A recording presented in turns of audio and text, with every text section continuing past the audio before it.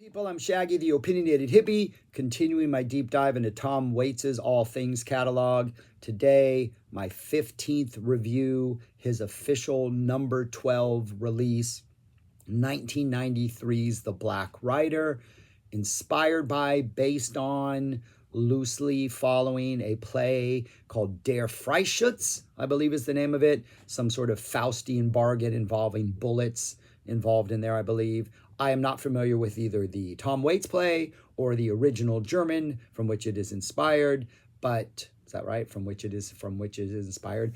But so this will be a review, a critique, a lamenting of sorts of just the music on the album. That's the only thing I'm familiar with is just the Black Rider, this particular incarnation. So whether or not it's better if you know the sort of source material, I don't know. Maybe that's a comment below. Here we go. Going to review this, going to rank it among the other 14 that I've already done. Not going to play music from it. And I'm generally going to talk about how not all incredibly great artists are perfect, and even the truly great ones have their low points. This might not be the lowest low point, but this is a low point. A fascinating low point. A low point that has its high points. But I do think it is ultimately sort of it is not something I go back to often. The way I think about this album is there are 3 albums in the 80s that are sort of the much heralded, like, this is the Tom Waits that should be going into the Rock and Roll Hall of Fame, that the potential that we always saw in the 70s, this is sort of the manifestation of it in something new and exciting. And that was best represented in Swordfish Trombones, Rain Dogs, and Frank's Wild Years. And those are generally like packaged together as like the trio, the threesome, the trilogy of just Tom Waits' greatness, with, I would argue, Rain Dogs being that pinnacle. And I'm going to argue that the 2 albums that follow that, the soundtrack to Night on Earth and then Bone Machine, which I previously reviewed the previous 2 weeks, are logical continuations of that trilogy. Night on Earth is almost like I now have this template. I'm going to play around with it in a really kind of gentle, more friendly way with some fascinating results. And then Bone Machine was sort of like, something happened where he faced like his own mortality or faced somebody's mortality, or just as he got older was dealing with it. And Bone Machine is taking all the sort of the ideas, the musical ideas, the sort of junkyard bluesy jazz percussion driven energy of the 80s and channeling it through these really dark, morbid, death obsessed songs. But it logically follows, I would argue, from the 80s albums. The Black Rider is very much the final chapter, I would argue, in this 6-chapter book. It is maybe not the final chapter as much as it's the epilogue.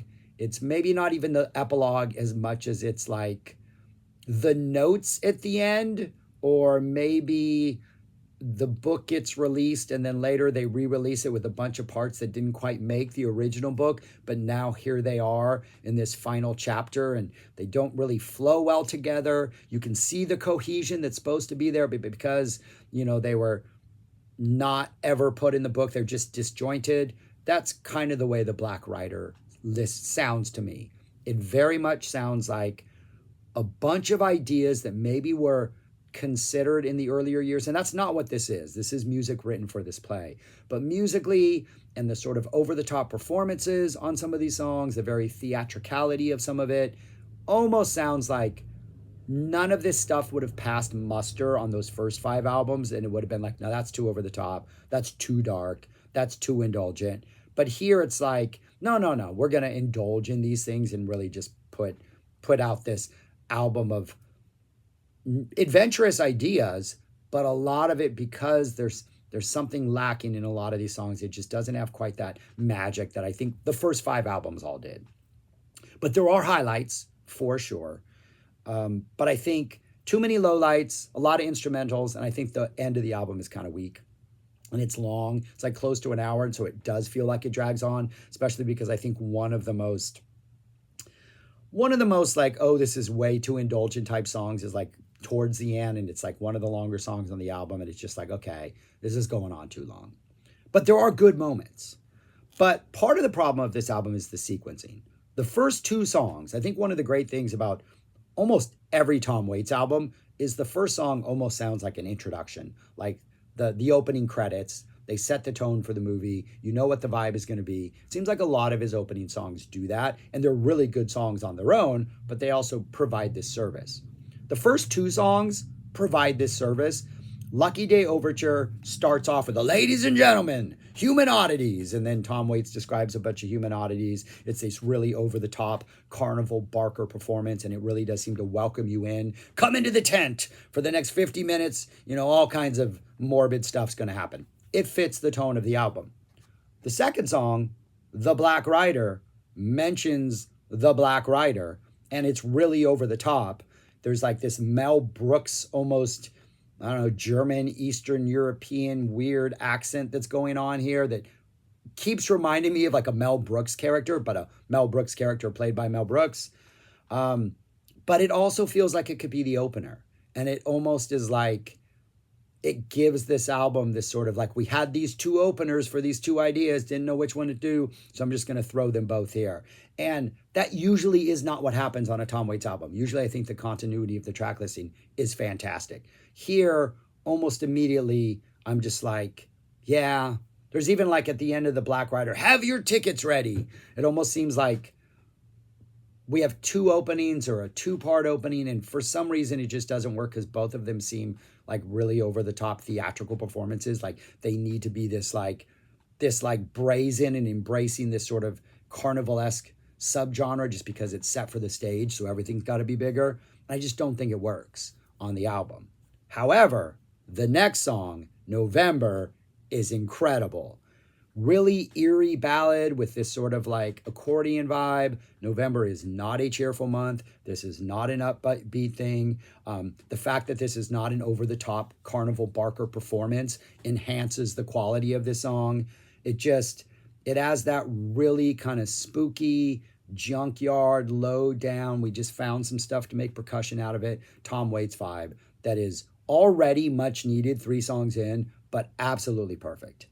Second song continues the good progress, Just the Right Bullets. A little bit of a longer number, still got that very woozy kind of lo-fi junkyard vibe about it, but it's playful. It's got a little bit of a bounce in there. Towards the end, this sort of Western guitar motif comes in that's kind of reminiscent of some of the ideas that were on the previous albums, but it really works. Pretty good. Then we get a song called Black Box Theme, which has this really busy, heavy percussion intro, and that goes into this sort of very graveyard, nightmare, spooky, sound effect-y type vibe, an instrumental. It sounds like it's the opening song, another thing that gives me opening song vibes, of like a Tim Burton movie, an early Tim Burton movie, when Tim was truly dark or darker. Kind of sounds like it would have been perfect for that. Like, had Danny Elfman not worked out, Tom Waits maybe could have done something with something like the Black Box Theme. Tain't No Sun, William Burroughs is reciting the lyrics on here, which makes it interesting. Doesn't help the sort of random nature of the album. Lyrics are great. They're very Burroughs-esque. A little Captain Beefheart-ish, but that makes sense in that. The music has a really cleaner, almost Residence synth vibe, which also just makes this song kind of not feel like it belongs with the other songs on this album. I don't think the eclectic nature of this album makes this album better. Sometimes it works for albums. To me, it's not working for this one. We get a song called Flash Pan Hunter Intro, an instrumental, about a minute plus. There's birds in it. They're coastal birds, it feels like. Really mellow, really somber. Song called That's the Way. This is one of your like minute plus of Tom Waits close to the mic, kind of muttering some stuff like that. I think it segues directly out of Flash Pan Hunter intro. It has the same really, really smooth, chill vibe. And I'm pretty sure the next song, The Briar and the Rose, which is one of the best songs on this album, flows directly out of That's the Way. Continues the mellow vibe, but it's a full ballad song. Great vocal performance, kind of just your standard Waits vocal performance. The lyrics tell this sort of almost English folklore type tale. Excellent, excellent song. Up there with November, just like reminding us that Tom Waits does not need the percussion to produce brilliance. But sometimes, on like Rain Dogs and Swordfish and Bone Machine, he has all this chaotic percussion, but right in the middle, what makes it work is this completely heartbreaking, melody-driven song. The Briar and the Rose, we're stripping away all the extras and we're just getting to the core of that. And it works. We need it at this point in the album. Russian Dance is an instrumental that sounds like a swirling, dizzy Russian folk song. Yeah, we even get a reprise. Gospel Train Orchestra has this almost like machine-like, train type effect to it. This sort of industrial age type grinding jazz. This is an instrumental. My least favorite song on the album and one of my least favorite Tom Waits songs, I'll Shoot the Moon. A very jazz loungy song that references the moon. And it just doesn't get more predictable than that. Yeah, it's kind of a cool Tom Waits performance, but the lyrics just get me. We even get an I Know I Love You Baby in there. Not one of my favorite. Flashband Hunter, typical sort of Waits junkyard spooky jazz type vibe. Crossroads, which has a whole different vibe. This is almost like a westerny guitar driven vibe. Also does not sound like it belongs on the rest of the album. It's only 2.5 minutes long. We need more of this. It needs to be longer. I like this vibe. We get Gospel Train, which is a calmer version of Gospel Train / orchestra. Another one that sort of flirts with a Residence type vibe, that more just synth driven type, not really as brash percussion driven as like Tom Waits can be. This is a very psyche, nightmare-y mess of a song. There's like, it has like people get ready vibe lyrically, but then there's also this weird sort of like, whatever we're getting ready for, whatever train we're going to get on, maybe this gospel train isn't all it adds up to be, and we should be a little concerned. So there's some weird energy here. Kind of works. We get an interlude, which is like 20 seconds of horns. Then another song that to me just is a little too indulgent, Oily Night. It's got this almost deep cartoonish, primacy type frog voice that I don't like. It's kind of too indulgent. It's not needed. I feel it really drags. It's like close to 4.5 minutes long. Drags this part of the album down. Just doesn't really do it for me. But then the following song is called Lucky Day. It's super clean. It's got driven by an accordion, a little tuba ballad action going on there. It's a song about a bonny lass with a heart of glass. It's almost like he's proudly singing about this girl in the village square, and there just happens to be a little 4-piece behind him. It's a nice calm vibe. The calm stuff on this album works well. Then we get The Last Rose of the Summer, which is like a low-key ballad cafe jazz, and then we close out with an instrumental called Carnival, which is 1 minute and 20 seconds of carnival-type music.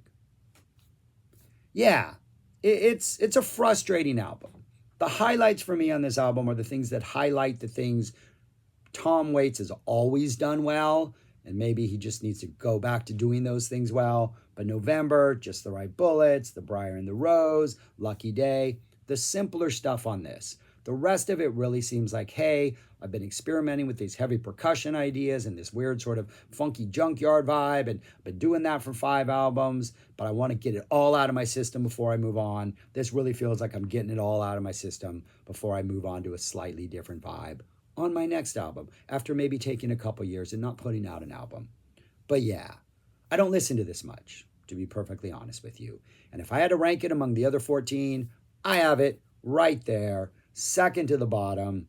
It's just, my favorite time to listen to this album is when I'm driving around town and I got like 4 or 5 errands to do. So I will hear 2 songs, go into the bank, get out and hear 3 songs, go into the store, so I'm only hearing it in little bits and pieces. It kind of stands out a little more because I do think there is a cumulative effect of the one song's not flowing and the songs being pretty brash and indulgent, and Tom Waits really just kind of bringing out the more confrontational type vibe. So that's when it works best for me, but I don't revisit this one much. But that's all I got. If you've seen the play or know the original or know how this, like if it fits, I'm sure it fits the vibe. Everything about Tom Waits is a Faustian vibe about it. So, it tracks. But anyways, yeah. All right, that's all I got. Thanks for watching. Subscribe, like, share, comment. Let me know what you think of this album, what I missed up on, things I should know, all that stuff. Peace. Talk to you later.